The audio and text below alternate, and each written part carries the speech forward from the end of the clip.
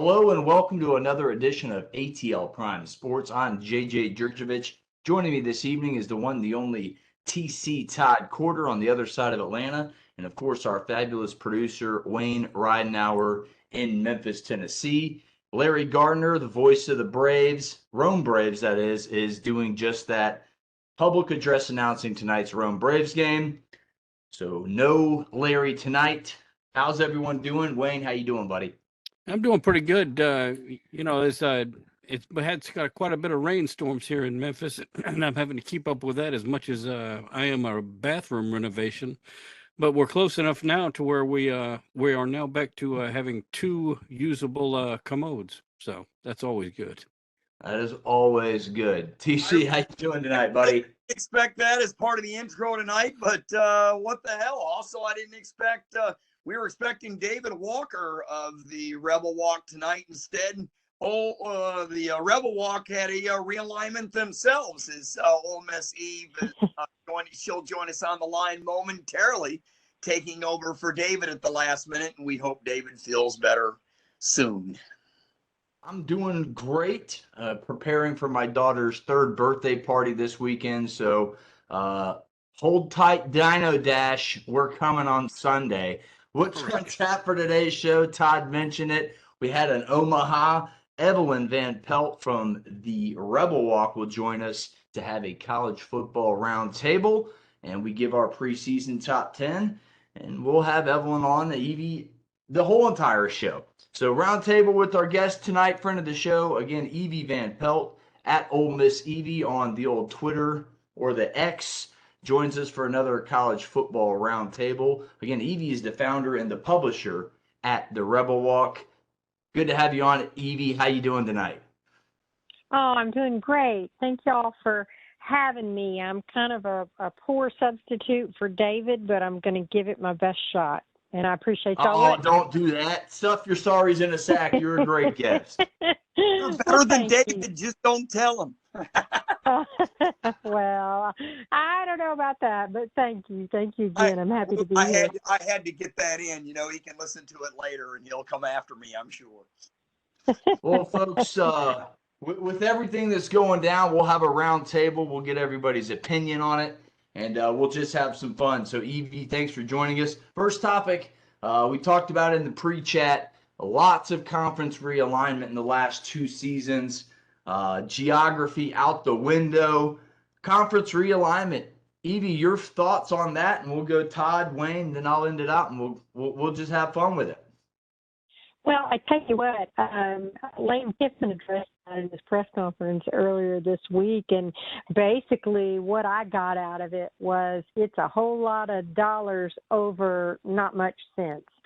So I think that, yeah, at the end of the day, that's what it comes down to. And it, you know, as Coach Kiffin said, and I think Eli Drinkwitz from Missouri addressed it, you know, some of these kids in these other sports, softball, you know, some of them that are really going to be having to travel and play. You know, my daughter played volleyball at Ole Miss. They'd play a midweek game and then on the weekend. And, you know, how is that going to work out for some of those, you know, West Coast kids headed east or vice versa? So I just think, you know, it's really, really unfortunate.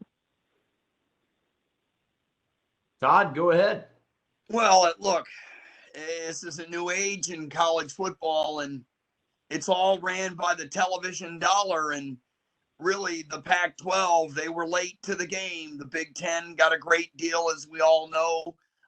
The Southeastern Conference has one, the Big 12 has one, and the ACC has one until 2036.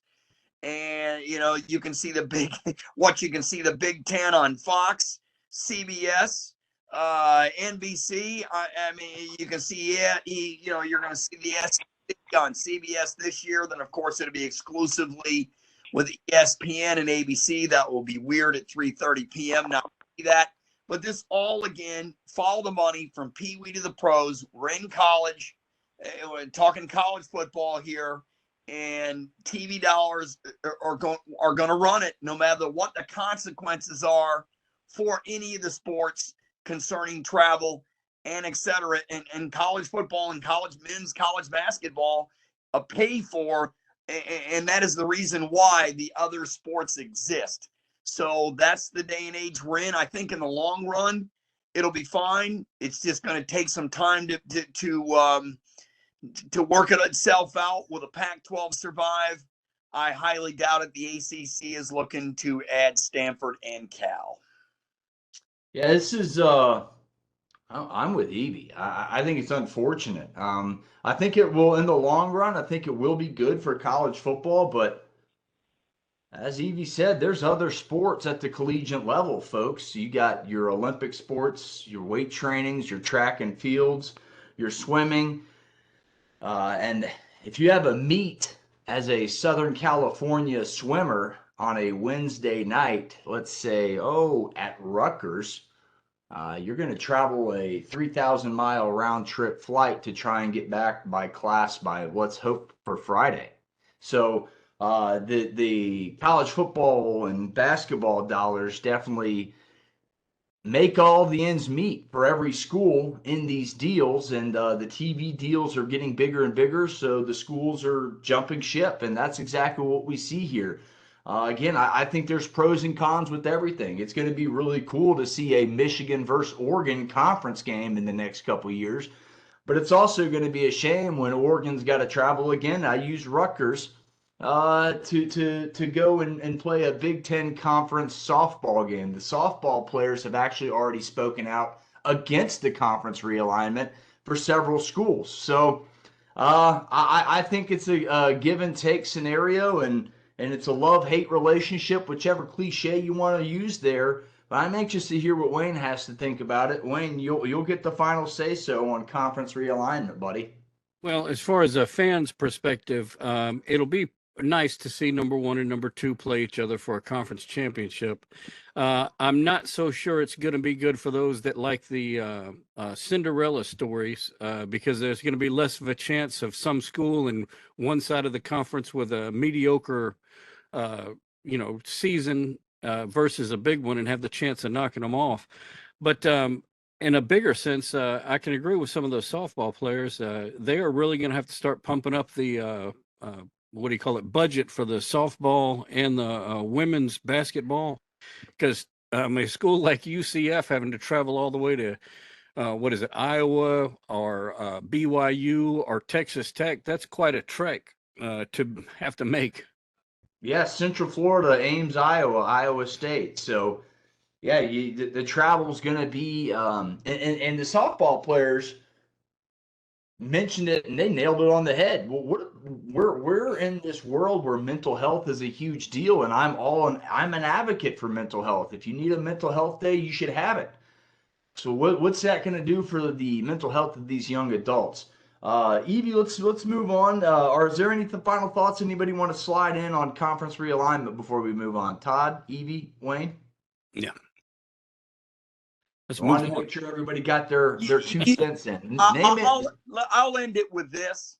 Honestly, when these teams travel, you mentioned Oregon going to Rutgers or Penn State, they're going to make it a road trip. So they're not going out there for just one game. They're going to be out there probably for 3 or 4 days. Yes, it's going to affect the classroom, but they're going to have tutors and all this stuff. So, it's going to be hard. There's no question in regards to the travel.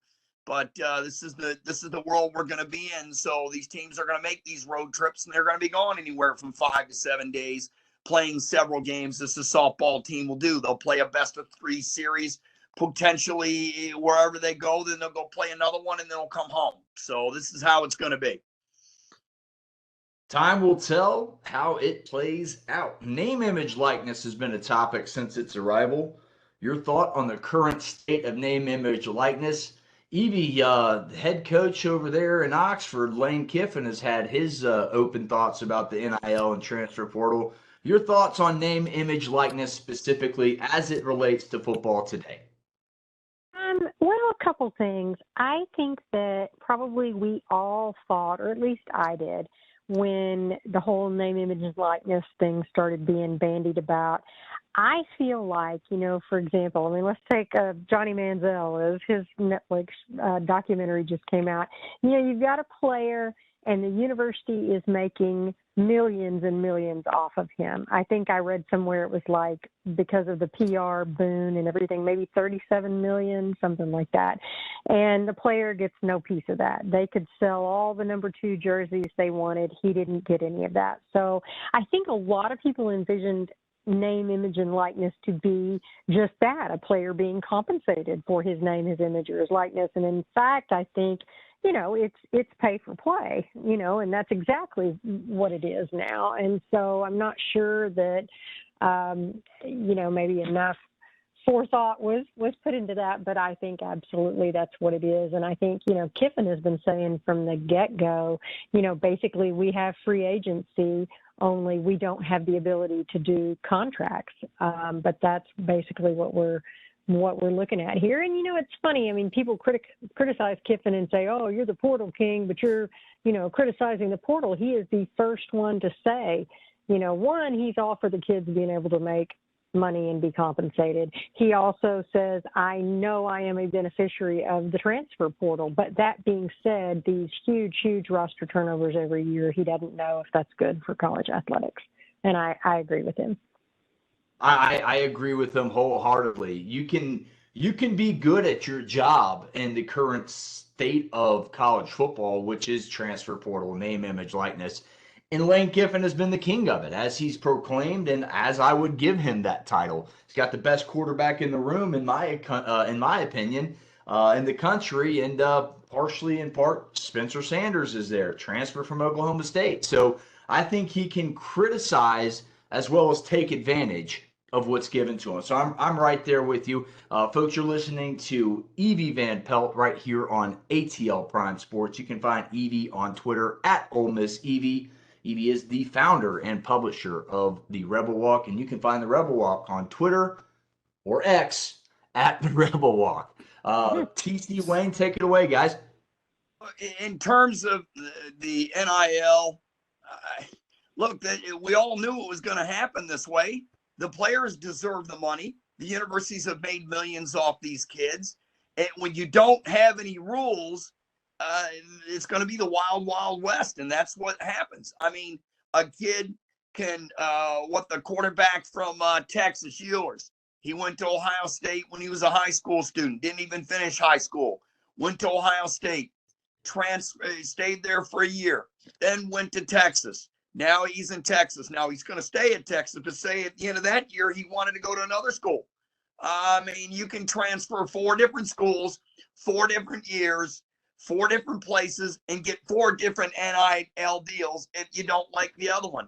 This NIL deal is way better than the NFL for the rookies, except for maybe the first rounders. And when you add it up, they'll make more. They could make more through their NIL deal and in their years in college than a lot of rookies, or almost most rookies, will make in their first 4 or 5 years in the NFL. So think about that. You're a college kid. You're at the end of your 3rd year. The NFL's calling. Wait a minute. I can stay at Ohio State and make more there than my last year, get my degree, than I can if I'm a rookie and I go to the NFL and I'm a potential 2nd or 3rd rounder. I'll stay at Ohio State, collect my NL money, and then I'll go to the NFL. So this is a huge advantage, and the players are taking advantage of it, and I don't blame them at all. Well, I will say this from the jump on this NIL deal. It's been something that I haven't really cared for, because it kind of removes the word student from the phrase student athlete. I really think they should have done it in an entirely different way that involved profit sharing for students who remained at the university and got a degree after 4 years, that they would get some percentage of the profit sharing that the school had retained from sale of jerseys, tickets, or whatever. And if they do decide to go to the NFL early, then they'll just forfeit that. But, they'll be going to the NFL. And if they transfer schools, then the 2 schools will have to work out some kind of deal between themselves. But to just straight out let corporations give student athletes money, I think is kind of an odd deal. That's interesting you mentioned that, because these corporations are going to do it. Not only are they going to do it and help the student out, but it's going to help their own business. So the corporations would hate your idea, number one. The schools would love your idea, number 2. and the players would absolutely hate it, number 3. So what do they say? 2 out of 3 ain't bad. Well, 2 out of 3 is bad in this case. All Well, right. folks, we got to talk about Georgia Tech and their new field sponsorship. Ole Miss and Georgia Tech play, what, week 3, Evie? Yes. Ole Miss opens week with 3, Mercer, so- then Tulane, then yes. Yeah, so we had to throw this one in there. Your thoughts on Georgia Tech dropping the historic Grant Field title, Evie? Yeah, I mean, I just think, what is happening? It's just a completely different world. I mean, and as David was saying, he lived through the demise of the Southwest Conference, and now we're seeing the Pac-12 go and field name changes. I mean, what's next? It's hard for an old school person like me. Oh, it's hard for me too. I'm a college football enthusiast. I'm a historian, and folks, this is the oldest college football field in the land. You're talking about Bobby Dodd Stadium at a historic Grant Field, and it's that on the plaque. Now you're going to say Bobby Dodd Stadium at historic Hyundai Field? Now, look, I get it. It's all about the money. The Yellow Jackets have fired 3 coaches in a calendar year. Their basketball, football, and baseball coach. They are reeling in money, and they need this. So an instant financial boost to help the athletic department out, and that it will do. But to me, it is just eye-opening how tradition is flying right out the window. TC Wayne, take it away. Follow the money. 55 million reasons why. And it works out to what, 20 years? So over 20 years. $3 million a year. So, I mean, hey, money's money. Money talks. Everybody else walks. You mentioned Georgia Tech going through their coaching changes. This will help the athletic department. This will help recruiting. God knows Georgia Tech needs it. They're projected to finish next to last in the ACC. They're a long way from going and contending. And when Georgia plays Tech this year, I don't know. Is Georgia going to make it to 100? Wait a minute. Oh, what coach said 100? Oh, yeah. Ryan Day said he'd score 100 against Michigan. That didn't quite work out, but Georgia might score 100 against Georgia Tech. We will see. Let's go with and talk about those Ole Miss Rebels, Evie, and get into a little SEC preview with you. I mentioned it earlier. I think they do have the best quarterback room in the country, and it's because of that transfer portal. How does that translate into a successful season for Ole Miss? Well, I think, with the way practices have been thus far, I mean, we had been told all spring that returning starter and former USC transfer Jackson Dart had really improved throughout the spring. But I got to tell you, when we watched the Grove Bowl in April, yes, he looked like he had improved. But I tell you, Spencer Sanders is awfully impressive to me. And, I mean, I don't know how you overlook the, 11 billion yards that he's thrown for in his career and 4-year starter, I think 41 games perhaps. So that's interesting. And then to add Walker Howard, the 5-star transfer from LSU, and then to get Austin Simmons from Florida, who I will tell you, he is a young one. He reclassified by 2 years. So he's a 2025 kid who reclassified to 2023. So, very, very young kid, 17 years old. Reminds me a lot of David. He's a lefty wearing number 8. So there you go. But he's a big kid, 6'3". I think he's the tallest of the quarterbacks. Anyway, my point being that iron sharpens iron, they all keep saying. And I think that it's been a very aggressive competition. And I don't know that who we see start against Mercer will be who is the starter throughout the whole season. I think that remains to be seen. But with Quinshon Judkins coming back, I'm feeling pretty good about the offense, regardless of who's the quarterback. Evie, I want to I want to flip to the other side of the ball. That was a Freudian flip.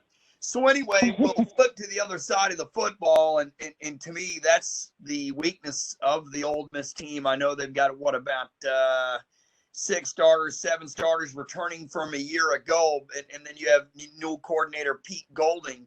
You know, he has a strong record from his time in Alabama, but then again, Alabama's talent is top 5 in defense every year. The defense, the scheme figures to be a lot different than when DJ Durkin and Chris Partridge have ran the last few years. You know, to me, this is the question mark of this team. They can score with anybody. The question is, can they really stop anybody, Evie? And the track record tells me no, they're going to play a 3-4. And in this conference, I don't know how you win playing a 3-4. The offensive line are really good.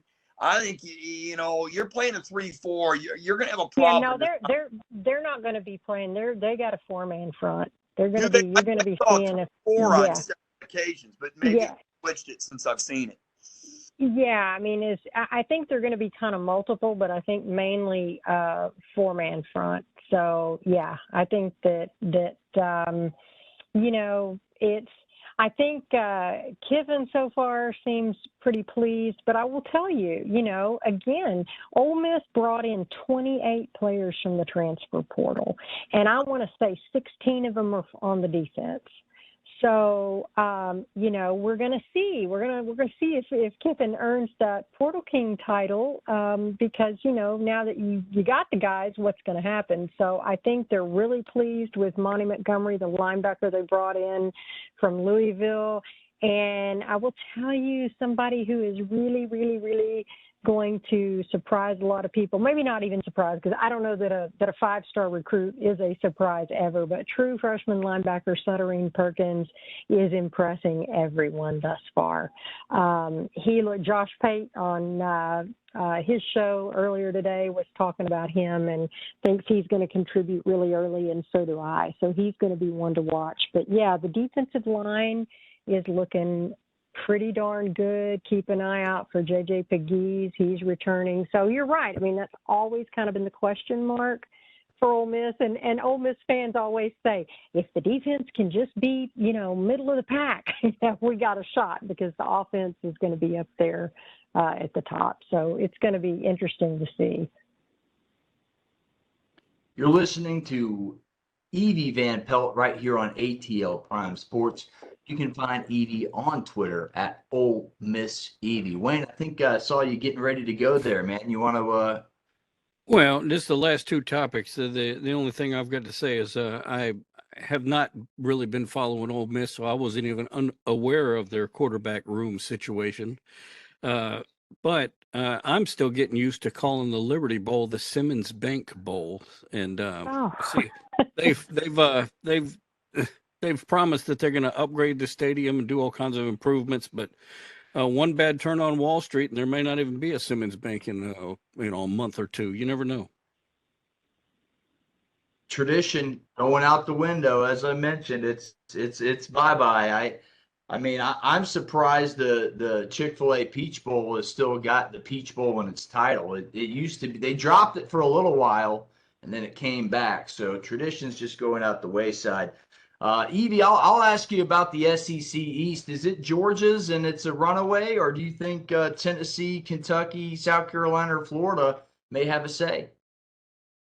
I think it's Georgia's, and it's a runaway. I mean, I really do. I mean, I don't know that they're going to – I don't know about repeating as national champion, but, yeah, I think they did lose some key talent on both sides of the ball, but with a roster that's as loaded with blue chips as they have, I don't think that I think they're going to win the East for sure. You know, Evie, you look at the all-conference players and you just count them on the defensive side of the ball for Georgia, and you go 1, 2, 3, 4 team, 1, 2, 3 second team, and then they're in the third team, and you're going, wait a minute, the entire defense is either first, second, or third team conference, and then you step back and you say, wait a minute, they lost how many players to the NFL last year? What was it? 15? Oh, yeah. How many lose the year before? And you're going, wait a minute. I can turn on the Philadelphia Eagles on Sunday, and I can all see them out there on defense. There they are. They even got Swift from the Lions to play offense, even though I think Detroit improved their running back the position, but that's a story for another day. But, Georgia's really loaded. But my question mark is, look, Carson Beck's projected the starter, but you lose Stetson Bennett. And what are you going to do in a situation if they get into the ball game is on the line? Stetson carried an arrogance and a confidence with him. The players could go, yep, we're going to do it with Stetson. They're not. You don't know if they get into a tight game. Can they do it with Carson Beck? They don't have a difficult schedule. Everybody talks about it. Week 3 against South Carolina could be their toughest game going into Tennessee. Yeah, they do play Ole Miss, but Ole Miss don't match up to me against Georgia. Just because of their defense is so much better than Ole Miss's. But even when you just see it, when Georgia gets into a situation late in the year and you get a tight game, like I said, with the different quarterback, things change. This is why I just Georgia probably win the East, but it's not get into the winning the SEC or getting to the playoff. They'll probably get to the playoff. I don't know if they'll win the SEC. I just think when teams that play tougher schedules, it benefits them later on in the season, and Georgia doesn't have that schedule that you go, oh, where's Oregon? Oh, they're not here this year. So, their non-conference schedule is really weak, and that may come to hurt them later on in the season. Your thoughts? It may, but I tell you what, they still got the nation's best tight end in Brock Bowers. So, I'm not saying I could go out there and throw to Brock Bowers in the tight game, but I'd be willing to bet, Carson Beck can get the ball to him. And they got some good transfers. Dominic Lovick from Missouri, and one kid, Ra Thomas from Mississippi State, that Ole Miss wanted Ra really badly. And so, I think you're right how he's not Stetson Bennett, but I think I just think it's a whole lot. Your comfort level knowing you have a Brock Bowers out there and some of these other guys is probably pretty high. And I mentioned this to Todd off air. Look, it's not like Carson Beck hasn't taken any reps. He got some reps and significant reps in national championship game last year. He's gotten significant reps throughout the season when Georgia was up big. So he's had that experience. He's been with Bobo. He's been with Monken before. So he's heard this offense. And familiarization with the terminology is always key, and comfort, knowing you have Brock Bowers out there, and you mentioned the 2 transfers that come in and immediately bolster the wide receiver core for the Georgia Bulldogs. I'm with Evie. I think Georgia can run away with the East again. I don't think it'll be as easy as it has been in previous years, but I do think it's an SEC schedule. There's going to be a week or two like the Kentucky or the Missouri game last year for Georgia where they just struggle. It's just a bunch of young gentlemen, and they're still college kids. So there's going to be a couple weeks where they get by. But I'm going to flip the subject back out west, Evie. 1 second. Go ahead. You said Carson Beck got in the game, in the national championship game, they're way up. Every game he played last season, they were way up. It is totally different than playing in the fourth quarter when the game's on the line. Sure, of course, but playing is playing, and experience is experience. And if you get it, whether it's 62-7, or if you get it when it's 42-17, it's still experience in the SEC. I still think it's good. But it's also experience between the first string and the third string if the score is like that. And sure, I'm just saying experience in general is experience, Todd.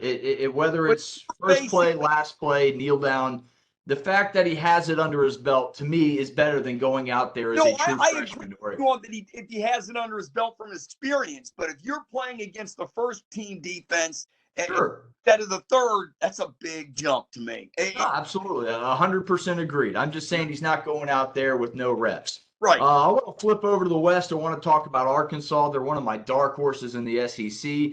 KJ Jefferson back. Sanders in the backfield. They got a couple transfers at the X and the Y. I think turn on that jukebox could be doing that just quite a bit this year. Your thoughts on the Arkansas Hawks? Woo pig. Are you asking me or? Yeah. Oh, okay. Oh, I'm with you. I mean, I keep telling everybody with KJ Jefferson, who is from nearby Stardust, Mississippi, not very far from Indeed. Ole Miss, and Rocket Sanders. I mean, my goodness. I think, Dan Enos has a lot to work with. That game always scares me. I mean, obviously, as an Ole Miss person, they have, they beat Ole Miss pretty handily last year, but that's always a tough game. So yeah, I'm with you. I think Rocket Sanders and Quinshon Judkins are the two best backs in the SEC. So they'll always have a shot. Well, I tell you what, JJ's right. Arkansas is a dark horse.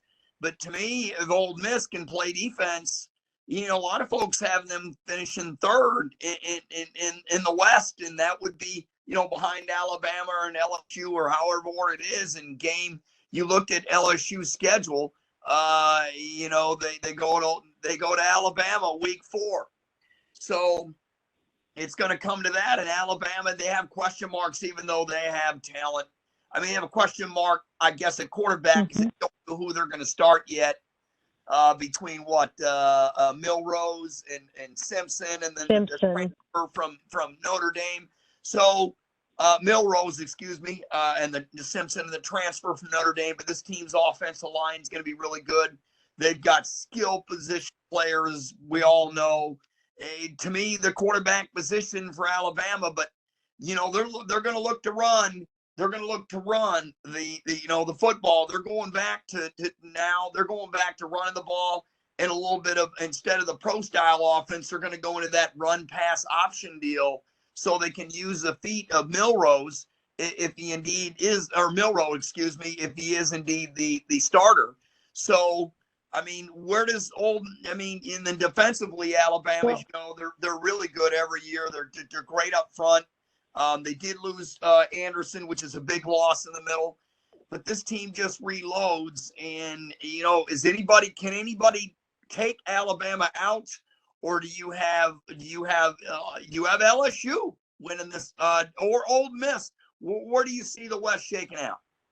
Well, it's interesting. So Ole Miss travels to Alabama, so that one's to Tuscaloosa. So that's obviously always a battle. I think I've only seen them when I was there for the 2015 game where Chad Kelly threw the ball and it bounced off Treadwell's head, and Adebayo took it and ran for a touchdown. So, it took a freaky fluke play there. But the good news for the Rebels, they get LSU at home, they get Arkansas at home, and they get A&M at home.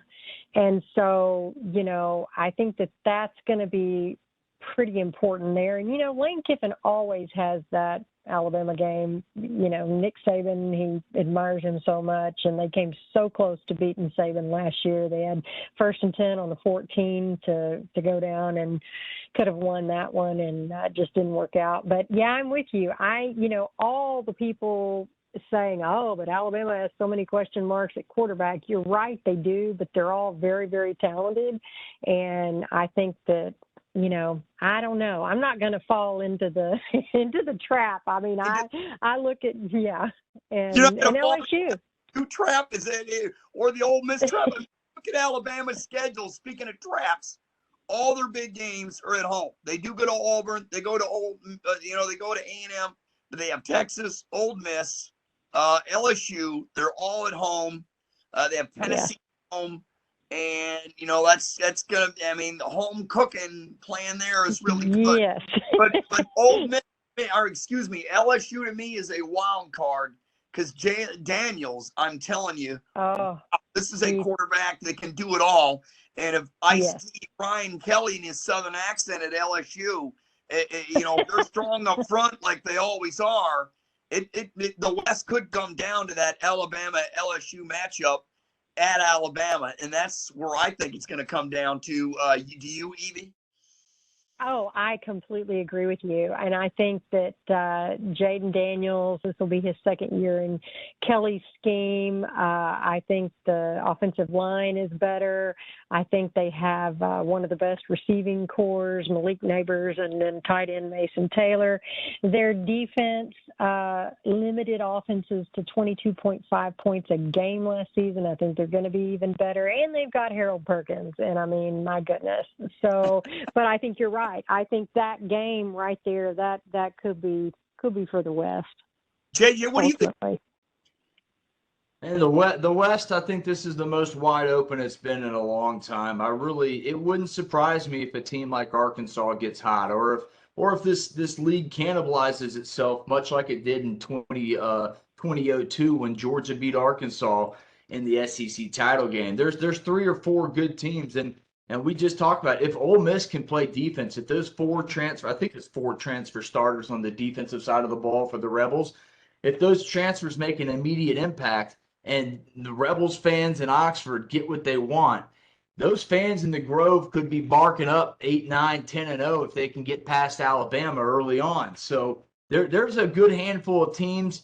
But I'm like Evie. I can't bite the bullet again and go with anything else except for Alabama right now. I just can't. Until Nick Saban's gone, I'm just not going to go against Alabama. And then honestly, on the other side, in the East, it's kind of the same way with Georgia right now. They've kind of proved their pecking order, and right now I'm going to pick Alabama and Nick Saban, and Jalen Milroe hopefully takes that. He's surrounded by great talent. Look, you still got Jermaine Burton on the outside there, the transfer from Georgia, had a down year last year. He's expecting to bounce back. So it's a wide open league in the West, but right now, preseason, I'm picking Alabama. But look, I like to see a game or two first. I was talking with Todd about this before I make final predictions, but I got Alabama and LSU. Look, I think there's gonna be 4 teams fighting for it. I do. I think it's gonna be the Woo Pigs and Sam Pittman. I think Ole Miss will be in there, and I think Alabama and LSU will be there. And look, when nobody is paying attention to those Auburn Tigers down there, they seem to come out of nowhere and go to the national championship. Look, I've seen it in my lifetime twice with Nick Marshall, with Cam Newton. So the West is absolutely 125% wide open. We're forgetting Bobby Petrino, the offensive coordinator at A&M, Yes. with Correct. Jim Fisher, and they have top 3 talent in this conference. If they can put it together, who knows what they can do? Alabama has to go to A&M. I think A&M does go to LSU. But nobody is mentioning A&M, and I bet Jimbo, Evie, and JJ, Evie first, I bet he is loving it this year because their team is lying in the weeds. Nobody's picking to do nothing. And if Bobby Petrino, he does let him call the plays, and it really goes well. Of course, it could go other way, and it could be a crap show. We don't know, but if it goes well, look out, and you've got another wild card in this division, which I think is the toughest division in college football, and then the Big Ten East would be second. Evie, your thoughts on that? I want to hear from JJ on A&M too. Go ahead, Evie. I agree with you. I think that, I think A&M started 22 as a preseason top 10, before things went awry, and they finished 5-7 as probably one of the biggest underachievers in the country. And now, I will tell you, I still am going to have to see Jimbo Fisher let Bobby Petrino call the plays before I'm going to believe it. I know that's what Petrino said the other day, that he will be calling the plays, but again, Jimbo is very much likes to be in control, so we'll see what happens there. But you're right. I mean, I think they've got Aniyah Smith back healthy. They've got Evan Stewart and Moose Muhammad. That's an incredible incredible receiving core right there. They don't have Devin Achane at running back anymore, but they've got a 5-star freshman, Reuben Owens, who I was really hoping would go to Ole Miss. So anyway, I think with A&M, is their defense going to be able to stop the run? They were dead last in the SEC last year. So, a few questions there, but no doubt, I think Jimbo probably loves not having those early expectations on them. AJ? Yeah, I texted you. You mentioned it. Wide open in the West, and I did not mention Jimbo Fisher and his new offensive coordinator. Thank you guys for doing that. They're extremely talented. Daniels at running back.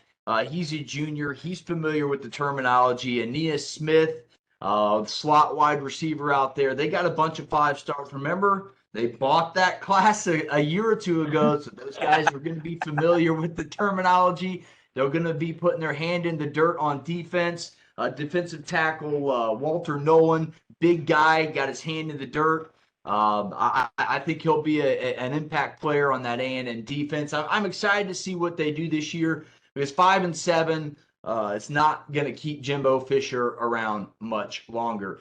Evie, you got time to do a quick top 10 with us? JJ, can I ask you two a question though? Because everybody thinks Georgia is going to run away with the East. We'll just do that quickly if you don't mind. Man, Tennessee's going to finish second probably, but South Carolina and Spencer Rattler, what they did the last 2 games of the year against Clemson and Tennessee, and if Rattler doesn't turn the ball over, that game 3, I know it's at Georgia, but South Carolina will have been tested before they even play Georgia. They open up at North Carolina. Georgia will not be tested at all. To me, that screams maybe we'll have a game. And if South Carolina, God forbid, ever won that game, I mean, they'd have to go to Tennessee. They got Florida. They got A&M. They got a rough road, and they got Clemson at the end. But Evie, this team to me, South Carolina could finish second. Oh, I tell you what. I mean, what Beamer's doing there. The fans are excited. The stadium's rocking. I mean, I'm completely with you. I think they absolutely could surprise some people. JJ. Yeah, 100%. Because I think I've told you this off air. I think that's Georgia's toughest game. That's right. I said it. Not Knoxville at the end of the year. Week 3, South Carolina. That's a tough rivalry. This could be one of the last times you see it on a consistent basis with conference realignment. So there's a lot to play in this game. And Shane Beamer plays Beamer ball. Special teams, you got to be 100% on your P's and Q's. He'll block a punt. He'll change the field position on you. You got this guy on the defensive side of the ball there in South Carolina. Debo Williams, who's an incredible weak side linebacker. He can change the field. He goes side to side extremely quickly. We mentioned Spencer Rattler. What about Joyner? One of the best running backs in the SEC. They got a pretty good wide receiver room as well as Antoine Wells Jr. So I'm really liking this squad. I think they're going to give the Dogs a much tougher game than Tennessee at the end of the season. But we will find out. Tennessee's loaded. Their offense is loaded as well. The East, like I said, I don't think it'll be as easy as it was the last couple years in quotation marks because it's never easy in the SEC, let's face it. But I do think this is a big threat to the University of Georgia, and Georgia better not look over the Gamecocks in Week 3. What Joe Milton did a year ago against Clemson, this kid's a transfer from Michigan. He's got a cannon for an arm. Yes, I guess you're going to see Georgia's the favorite, but man, Joe Milton, Tennessee. I think the East is a little more interesting in terms of for second place and maybe somebody upsetting Georgia because you just never know. I mean, one injury changes everything, and that's what makes it interesting. The games are played on the field, not on paper. Speaking of paper, you got the top 10. Yeah, top 10. Evie, you got time for a top 10 or do you got to get out of here? I do. No, I've got time. Awesome. All right. Well, Evie, why don't you start out? Give us your preseason top 10 here. Okay, my preseason top 10. Georgia 1, Michigan 2, LSU 3, Ohio State 4, Alabama 5, USC 6, Penn State 7, Florida State 8, Tennessee 9, and Clemson 10. Go ahead, JJ. I like it. Very similar. Georgia won. You're the champs until you're not. They returned 60% of the defensive production from last year. Plus, they still got the baddest man on the planet at tight end, who I think is the best player in college football, and Brock Bowers. They're my number one. Michigan 2, J.J. McCarthy's back. Alabama, going to put them at 3. They still got Nick Saban. Putting the Buckeyes at 4, putting LSU at 5 with Daniels and Brian Kelly back. Penn State's in my top 10 at 6. Tennessee at 7. They're ahead of Clemson because they beat the crap out of them in the bowl game. That's the only reason. Utah, the Utes at number 9. And I got a resurging feeling that the Florida State Seminoles are going to be at the top 10 at the end of the year. That's my top 10. Florida State returns a lot. Norvell's cooking with Crisco down there in Tallahassee. They're going to be Seems like the board- they're playing LSU. They are, and that's where I was going at. It's a free game. Whoever loses that game can go on and win their conference and look back and say, hey, look what I did. It's a stepping stone game, and I like Florida State. My just out, I got USC, Notre Dame, and Texas. You may have not heard. Look, I'm skeptical on Southern Cal. They got beat by Tulane in the Fiesta Bowl last year. They gave up a big lead in the second half, and I'm scared about that defense again, so I'm not putting them in my top 10 yet. I like Utah in the Pac-12, JJ, and you know what? It's free for the players maybe, but it surely isn't free for the fans in the stands. That's an expensive ticket there in Orlando. Indeed. Todd, you put your top 10 out there. Give us your top 10, and then Wayne, you have a top 10. Yep. Go ahead, Wayne. You can go ahead and do it. All right. Well, surprisingly, there is no Auburn in my top 10. Oh. However, like usual, there's plenty of controversy. I've got Miami at number 1, Washington at number 2, South Carolina 3, Penn State 4, Ole Miss 5, Clemson 6, Stanford 7, Georgia 8, Houston, OSU 9, and OSU?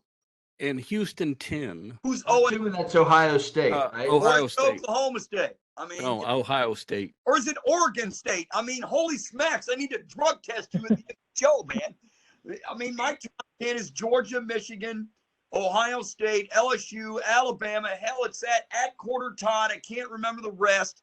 I do have Washington there. I do have Florida State. I do have Penn State. I believe it's 6. No Texas. No USC. They don't play D. Clemson I have in there because they play D. Tennessee plays D. And I'm like JJ, man. Kansas State, Utah are way better than people are giving them credit for. There you go. Check it out at Corder Todd. Okay, Evie, I got to ask you, who wins the conference? Who's in your Final Four? And who wins the Natty? Nobody else has to answer. Yes. Oh, my gosh.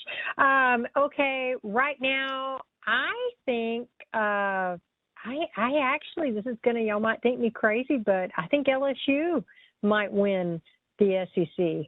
The last, I guess, SEC title game. I think that, man, I don't know. I mean, Todd might like this one, but I think Michigan's going to be pretty good. I think Georgia is going to be in there. I think, like you said, they returned 60% of their defense and Brock Bowers. So ultimately, I don't know how all that will shake out. But yeah, I think that's kind of who I think. The Final Four and who wins it all? You're really putting me on the spot here. That's what we do here.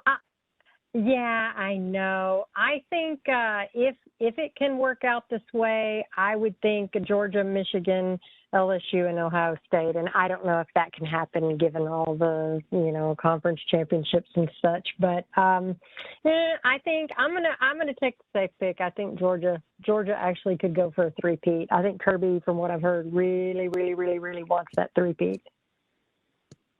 Better never rests. JJ, are you gonna do who wins the conference? Are you gonna do your Final Four and national champ? Or you holding off? I'll do it. Look, I'll have some fun with it, folks. Yeah. Like I said, I normally like to wait 2 or 3 weeks before I give a prediction just to see some pads popping. but I'll have fun with it. Look, I do. I'm going to go chalk here. I think it's Michigan, Ohio State, and I think it's Georgia and either LSU, Alabama. Whoever wins the West, it's going to be, I really do. I think it's going to be two SEC and two Big Ten. I'm with you, Evie. I don't see it any other way. I think the two conferences are just extreme powerhouses. The Big 12 is going to be fun to watch this year with Houston and Central Florida and BYU in it. All three of those teams could come in and make an instant impact because we all saw Texas and Oklahoma were nothing last year. Kansas State's up and down mark every year. Now, Kleiman's got them playing extremely well. They got a lot of talent back. But I just think this whole entire country could cannibalize itself and make it open. I think you could see 3 11-1 teams in the SEC being Tennessee, Georgia, LSU, or Tennessee, Georgia, and Alabama. So I'm with you. I'm going 2 teams from the SEC. I'll go Georgia, and I'll say Alabama for now, and then I'll go Michigan and Ohio State. And that's what it should have been last year. No, well, who's winning the conference, and who's winning the title? Who's winning the national title and the? I'll go with Georgia gets the nod in the SEC. I say they go 13-0. I say they get the three-peat. There, I'll make it easy. I do. Their schedule lines up. Let's face it, they got great talent. They've recruited extremely well. As long as Carson Beck, the guy we've always wanted, according to Georgia fans, plays decent football, Georgia's got the schedule outside of the conference to easily get 5 wins. They got 7 tough ball games. I did not include Vandy in that. And let's face it, the Dogs have a really good stable down there on the barn. Give it up. Your Final Four in the title. All right. Well, the Final Four that I've got is going to be Miami, Washington, South Carolina, and Penn State. And obviously, I have South Carolina winning the SEC. So who wins it all? I'm going to say it's going to be it's either going to be Miami or South Carolina that wins the final pick the winner. Championship. Put you on the spot. All right. I'll take South Carolina. If South Carolina wins the title, I'm telling you right now, you're going to get some steaks and a bunch of stuff delivered to your house. I'm saying here online. Well, we're not quite live. We're tape delayed. And you know what? Everybody heard me. I'll send you steaks to your house. I promise it'll be delivered if South Carolina wins it all. But if they don't, you got to get drug tested on the show. No, what you can do instead of sending those steaks is if you find my marbles, you can send those back to me. All right. I'm going mine. I'm going to go SEC championship game. It's Alabama and Georgia. Everybody's killing Nick Saban. I heard SEC Mike say that Alabama would finish 3rd in the West. You know what? That's not happening. I got Alabama winning it. Roll Tide right here. I'm going I wish Evie could see me right now because this is what the high school kids do when they choice. Who their choices are to win the hat. Well, I just put the hat on, and I got Alabama winning the SEC. Now the 8th title, huh? You got Nick bringing home number 8. No, I'm done yet. They won that title. Do they win the national title? As Stephen A. Smith would say, hell no. I'm not going Georgia for the 3-peat neither. I think the schedule really hurts them not getting tested a lot. Man, you know what? God. Hey, I'll make this counterpoint while you think on it. Oh, we lost your mic. Todd's mic is out right now. But look, I'll make this counterpoint. A couple years in the first championship Clemson won, they had a very simple schedule. And it benefited them late because they did not have any injuries, physical toughness. Todd, come back with us one more time. Your mic cut out. Oh, no. Go ahead. You were talking. No, your mic cut out. We did not get the last part after you said Alabama won the SEC. It cut out. Oh, I'm sorry. Yes, I'm sorry. Yes, I said Ohio State, Michigan in the Final Four, along with Alabama and Michigan. I think the Buckeyes have that nasty taste in their mouth that they've got to get rid of because they blew it against Georgia last year, and they would have pounded TCU. Michigan blew it against TCU. They've got the bad taste in their mouth. Harbaugh's ticked off at the NCAA. I'm telling you right now, honestly, I think Ohio State and Michigan played 2 times. Michigan beats Ohio State the first time, and Ohio State gets its ultimate revenge the second time. I got the Buckeyes winning it. And yes, I have Alabama winning the SEC. I should have gotten an Ohio State hat and put that one on for the national title, but I didn't have it in my office, so sorry. Folks, that wraps up our show for tonight. We got our final thoughts here, but I want to say thanks for listening. If you like the content, please like, subscribe. You can find us all at ATL Prime Sports on Instagram, Facebook, Twitter, YouTube, and of course, Apple and Spotify. You can find Todd on Twitter at Corder Todd, Wayne at RWY Jr., myself at JJ Get You One, the voice of the Rome Braves, Larry at LG For Real Though, and our guest, Evie Van Pelt from the Rebel Walk. You can find her at Ole Miss Evie, and you can find the Rebel Walk at the Rebel Walk. Again, Twitter, X, whatever you want to call it. Evie, we'll let you go, and then we'll give our final thoughts and send this show off. But I want to say thanks for coming on, and we hope all is well with the Rebel Walk family. And Thank Evie, you so much. We love you, and thanks for coming on. And don't tell David, but you're better than he is. Well, you're too kind. We'll edit that out, right? Y'all take care. You too, Thanks for having You too, me. Evie. Thanks so much. Evie Van Pelt of the Rebel Walk, founder, publisher. Please go check her out. Guys, that wraps us up, basically. Let's get our final thoughts of the night. I'll wrap it up. Wayne, why don't you go first, man? Give us your final thought for the night. Well, I know y'all talked about Arkansas earlier, and Arkansas fans are going to be really hyped up and excited when they start the season 5-0. But as soon as they make their first trip to the SIP, that's when the losing begins. And I think their only other win will be against Florida International. So I'm predicting Arkansas 6-6 and just another, one of their years. Ole Miss could have a 9-10 win season. You just don't know. The SEC is so wide open. It goes from week to week.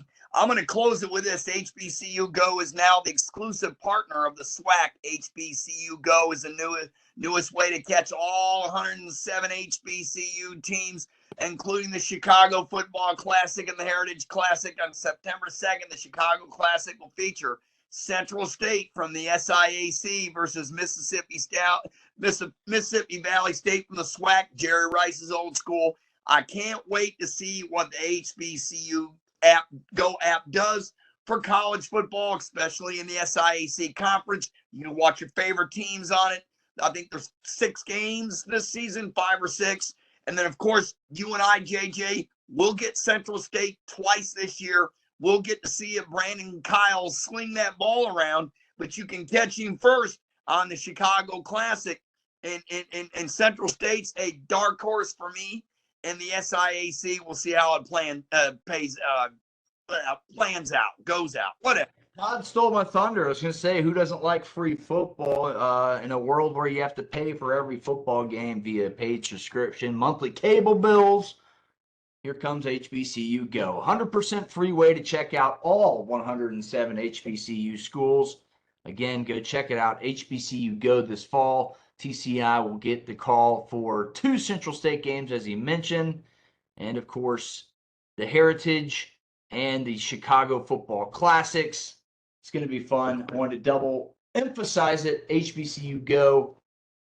It is going to be amazing what that does for college athletics everywhere. Guys, for Wayne Ridenauer, for Todd Corder, for Larry Gardner, I'm JJ Jurjevich. See you next week. And always, get you one. Roll Tide, you homers.